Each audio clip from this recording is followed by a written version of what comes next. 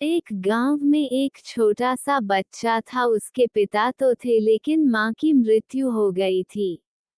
पिता सारा दिन काम करता और अपने बेटे को पाल पोस कर बड़ा करता है।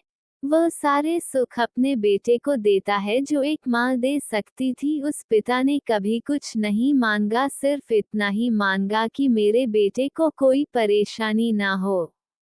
दिन बीतते गए, बेटा पढ़ लिख कर अच्छा जॉब भी करने लगता है और वह शहर में रहने लगता है। कुछ दिन बाद वह अपने पिता से मिलने आता है और कहता है, पापा मुझे कुछ पैसों की जरूरत है। मैं चाहता हूँ कि शहर में ही जमीन लेकर अपना घर बना लूँ। पिता इस बात को सुनकर बहुत खुश होते हैं। सोचते हैं कि मेरा बेटा है, एक ना एक दिन नाम करेगा। जिंदगी भर की बचाई हुई पूंजी को निकालकर अपने बेटे को दे देते हैं। बेटा शहर चला जाता है और उन पैसों से अपना घर बना लेता है। पिता इधर इंतजार करता रहता है कि मेरा बेटा फिर से आएगा, एक ना एक दिन तो मेरे पास आएगा ही। जाएगा कहाँ? उसके पास अब कोई नहीं जाता था, क्योंकि ना ही अब उस पिता के पास पैसे थे और ना ही रहने का जगह था। कुछ दिन बाद बेटा फिर लौटकर आता है और अपने पिता से कहता है, पापा अब आप दादाजी बनने वाले हैं। पिता को बहुत खुशी होती है इस बात को सुनकर। वह कहते हैं, तू मुझे मेरी बहू और पोता से कब मिलाएगा? बेटा कहता है, बस पापा थोड़े दिन और। पापा मुझे कुछ पैसों की जरूरत है, क्योंकि आजकल थोड़ा जॉब में खींच बीच हो रहा है, जिसके कारण से मुझे कुछ दिन के लिए सस्पेंड कर दिया गया है। पिता के पास कुछ नहीं रहता है देने के लिए, लेकिन फिर भी कहता है, अच्छा बेटा तू रुक, मैं अभी आया कुछ पैसों का बंदोबस्त करके।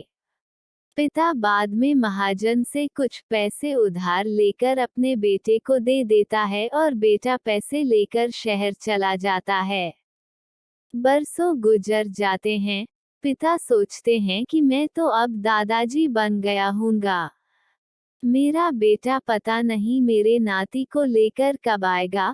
फिर सोचने लगते हैं, समय नहीं मिलता होगा इसलिए मेरा बेटा अभी तक आया नहीं, वरना आया जरूर होता। एक पिता की दर्द भरी कहानी।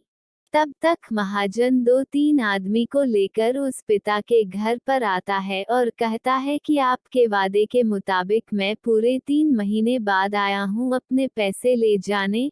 पिता कहते हैं, मेरे पास पैसे नहीं है देने के लिए। महाजन कहता है, जब पैसे देने नहीं थे तो आपने मुझसे उधार क्यों लिया? तभी पिता कहते हैं, ठीक है रुको, मैं तुम्हारे लिए पैसों का बंदोबस्त करके आता हूँ। और वहाँ के नजदीकी अस्पताल में चले जाते हैं। वहाँ जाकर अपना ब्लड डोनेट करते हैं और अपनी एक किडनी बेच देते हैं और उस महाजन का कर्ज छूटा कर देते हैं। किडनी बेचने के बाद उनकी स्थिति और भी खराब हो जाती है और वो उस राह में जी रहे होते हैं कि मेरा बेटा एक दिन आएगा जरूर। इस आस में जीते जीते एक दिन पिता की मृत्यु हो जाती है, परंतु उस बेटे को अपने पिता को आग देना भी नसीब नहीं हुआ।